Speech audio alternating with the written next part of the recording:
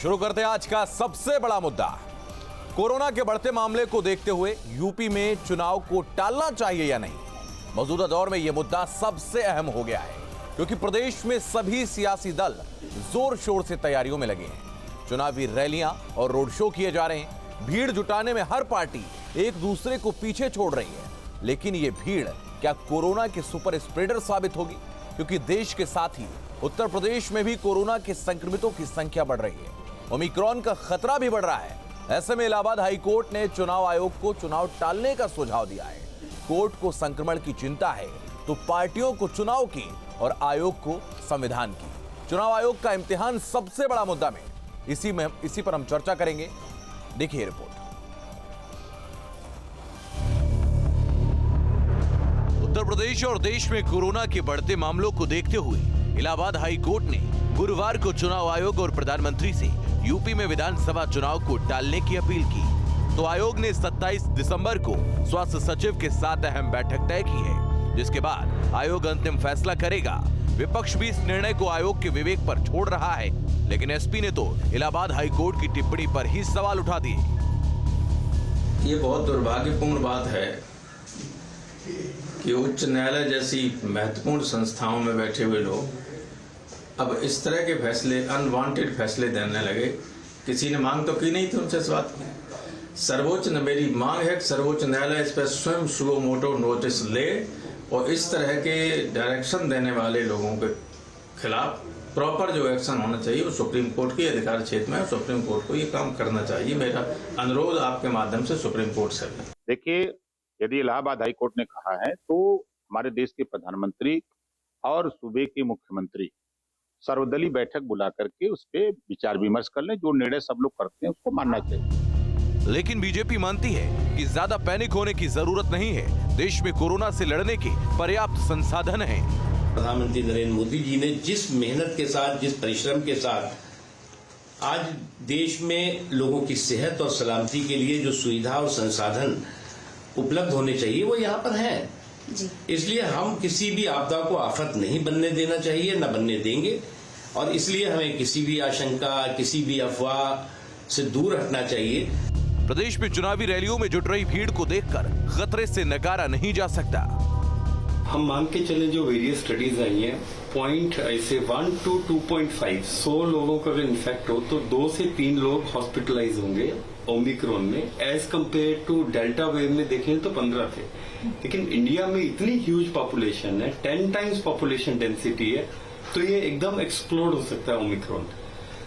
कोई भी कंट्रीब्यूटर जो ओवर क्राउडिंग क्रिएट करेगा वो मेजर कंट्रीब्यूटर होगा। इसमें यूपी में कोरोना के कुल एक्टिव केस 250 के पार जा चुके हैं, लेकिन सियासी पार्टियां यात्रा और जनसभाओं में भीड़ जुटाने में लगी हैं। लोगों की जान बचाना जरूरी है या संविधान की रक्षा करना, ये अब चुनाव आयोग पर निर्भर है।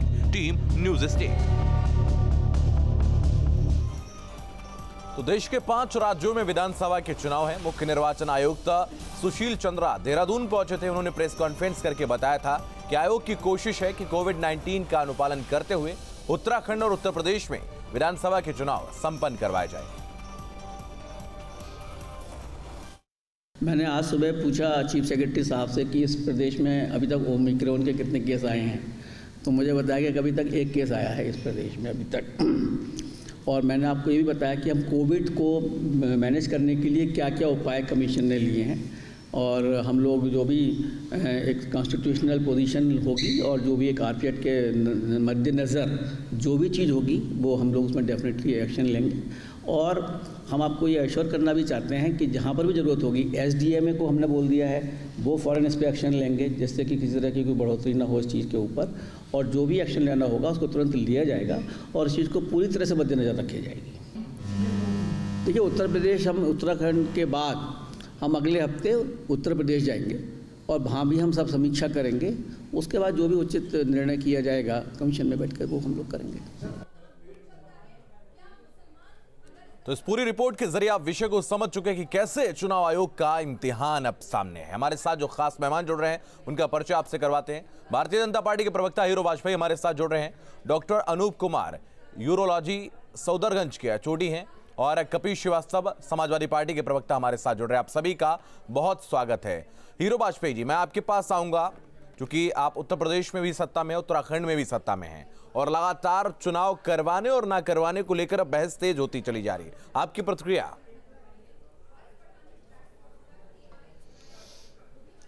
देखिए, चुनाव आयोग को तय करना है कि कैसे करेगा और जो हाई कोर्ट का निर्देश है उसका भी वो अनुपालन करेगा, उसको बताएगा कि कैसे क्या है। और मैं जहाँ तक उत्तर प्रदेश की वर्तमान स्थिति है और पूरे देश में आपने कोविड में जिस तरह से योगी आदित्यनाथ को कोरोना से निपटते देखा, इतना बड़ा प्रदेश, विश्व की छठी आबादी, और कोरोना काल में जितना योगी आदित्यनाथ के नेतृत्व में उत्तर प्रदेश में हमने कोरोना से मुकाबला किया, विश्व की तमाम संस्थाएं, हमारे सर्वोच्च न्यायालय, हमारे उच्च न्यायालयों ने तारीफ की। खुद योगी आदित्यनाथ कोरोना पीड़ित थे, ठीक होने के बाद 75 जिलों का दौरा किया और हमारा मैनेजमेंट जबरदस्त रहा।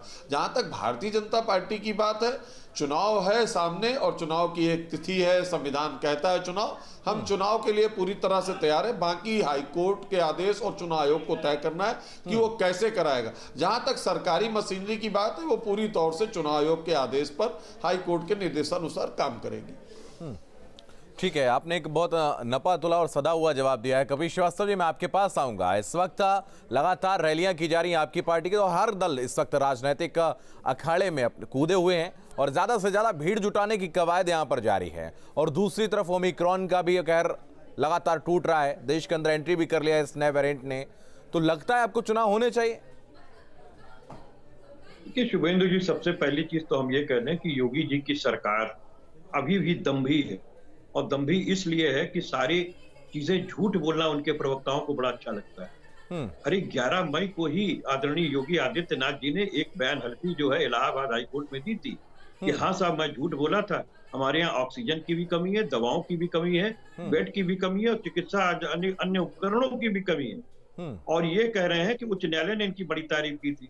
उच्च न्यायालय ने इनकी इतनी तारीफ की थी कि कहा था कि उत्तर प्रदेश की सरकार तो जीनोसाइड कराना चाहती है, और साथ ही साथ ये भी कहा था नहीं, लेकिन एक प्रश्न कपिल जी और भी उठा है लोगों के, जो है वो राम भरोसे है। कपिल जी, एक प्रश्न ये भी उठ रहा है लोगों के ज़हन में, जब आप ये बात कर रहे हैं, जब जल्दी भूल गए क्या? जब वैक्सीनेशन की बात की जा रही थी प्रदेश सरकार के द्वारा, तो आपके दल के द्वारा विरोध किया जाता रहा। आपने उनको टोका?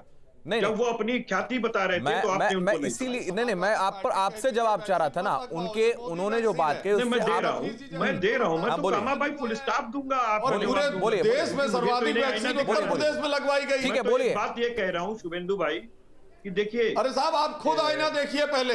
अरे भाई सुनिए, आईना कभी आप देख, ठीक है, बोलिए कपिल जी, बोलिए। अरे उत्तर प्रदेश में सर्वाधिक वैक्सीन लगी कि नहीं लगी, ये बताइए। आहुति भी नहीं होगी और कोई मंत्री जो है वो हत्यारा भी नहीं होगा, हत्या नहीं कराएगा। ये दम्भी सरकार है, सुन लें। अब मैं दूसरी बात, अरे साहब आपके मंत्री कपिल जी में हत्या के आरोप, सवाल का जवाब दे दीजिए। इधर उधर आरोप और प्रत्यारोप के बजाय आप जवाब दे दीजिए। डॉक्टर साहब से बात कर रहे हैं, कपिल जी के पास है ही नहीं, सवाल का जवाब विज्ञात नहीं है। ठीक है हीरो जी, रुक जाइए। साहब को खुजली आईना जो आप लाए स्वयं देखिए, थोड़ा सा शब्दों का चयन थोड़ा सा ठीक रखें। अरे आप डॉक्टर भी बने जा रहे हैं। कपिल जी आप जवाब दीजिए, नहीं तो मैं डॉक्टर साहब के पास जाऊं, मुझे उनसे सवाल करने हैं। उसके बाद ये इंटरप्ट कर रहे हैं। कपिल जी आप बोलिए, पक्ष रखें या फिर हीरो बात आप बोलिए। कपिल श्रीवास्तव जी आप बोलिए। मैं तो इस बात को कह रहा हूँ, देखिए फिर इंटरप्ट कर रहे हैं। आप बोलिए, आप अपनी बात रखिए, आप उनको मत सुनिए। मैं इस बात को कह रहा हूँ कि देखिए, हाईकोर्ट ने एक बात कही, एक टिप्पणी कही है, अब इस पर विचार किया जाना। और विचार कैसे होना चाहिए, तो चुनाव आयोग भी करे, हमारी सरकार भी करे, और सरकार एक सर्वदलीय बैठक बुलावे और उसमें आत्ममंथन और इसकी शुरुआत आपका दल कर सकता है, रैलियों को टाल सकते हैं आप अभी। कह रहा हूँ, हाँ, मैं तो ये शुरुआत आप करेंगे, आप सरकार को आईना दिखाइए। हमारा दल तो कर रहा है, तभी तो इनके कहां कर रहा है, लगातार भीड़ उमड़ रही है, वहां पर लोगों को लाया जा रहा है, उसके पीछे सुनने के लिए तैयार नहीं है। मैं कह रहा हूं इनकी 6 रैलियां एक साथ चल रही हैं, हम तो एक ही कर रहे हैं। मैं वो भी बंद करा देना चाहते। नहीं, आप अपील नहीं कर सकते। आप जो प्रश्न कर रहे हैं, जो ये कोरोना विस्फोट कराती है सरकार, पैसा कोरोना पीड़ितों के लिए होना चाहिए, ना कि आपने घरों में रख रखा है। कपिल जी कर रहे हैं, हम तो अरे शर्म करनी चाहिए, ये पैसा कोरोना पीड़ितों को देना चाहिए जो आपने घरों में इकट्ठा कर रखा है।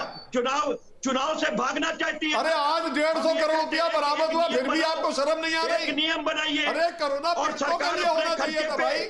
जितनी टीवी है, जितना दूरदर्शन है, जितना प्रिंट मीडिया है, सब पर वर्चुअल रैली करवा ले हर पार्टी आपके नेता के पास पकड़ा गया, क्या दिक्कत है? पार्टी हम तो रैली कैंसिल करने के लिए तैयार है। ये धन हम करोड़ों तो रैली कैंसिल करने के लिए तैयार है। ओमिक्रॉन में ही ये लगा दो, वर्चुअल रैली कराना चाहते हैं हम लोग। तो गरीब ओमिक्रॉन में ही पार्टी है। लगा दो ये धन। हमारे पास इनके जैसे विश्व की सबसे अमीर पार्टी नहीं है कि हमारे पास एलईडी स्क्रीन अरे हो। भाई गरीब पार्टी के घर में 150 दूरदर्शन करोड़ और बराबर हो तमाम गया। टीवी चैनलों पे अरे गरीब सबके पार्टी लिए के घर में बराबर का 150 समय करोड़ दिया बराबर जाए। हो गया। और वो एक खर्चा नेता सरकार के घर उठावे, में 150 करोड़ है। आप वो गरीब हैं, सरकार खर्चा उठावे। आप गरीब हैं, हम रैली नहीं करना चाहते। ठीक है, आप गरीब विषय हैं, पर आइए, 150 विषय पर आइए। आपके नेता डॉक्टर क्या अनूप कुमार, डॉक्टर अनूप आपके पास आऊंगा। डॉक्टर अनूप, आपसे सवाल ये कि जिस तरीके से हाईकोर्ट ने भी अब दखल दिया है और कहा है कि चुनाव को आगे बढ़ाया जाना चाहिए और इस वक्त चरम पर है, चाहे हम किसी भी दल की बात करें, लगातार रैलियां हो रही हैं, भीड़ इकट्ठी हो रही है, आपको क्या लगता है, क्या अभी टालना चाहिए? देखिए, इस समय पूरे भारतवर्ष में एक जो स्थिति है हल्की सी चिंताजनक बननी शुरू हुई, क्योंकि नंबर थोड़े थोड़े बढ़ने शुरू हुए हैं। तो भारत सरकार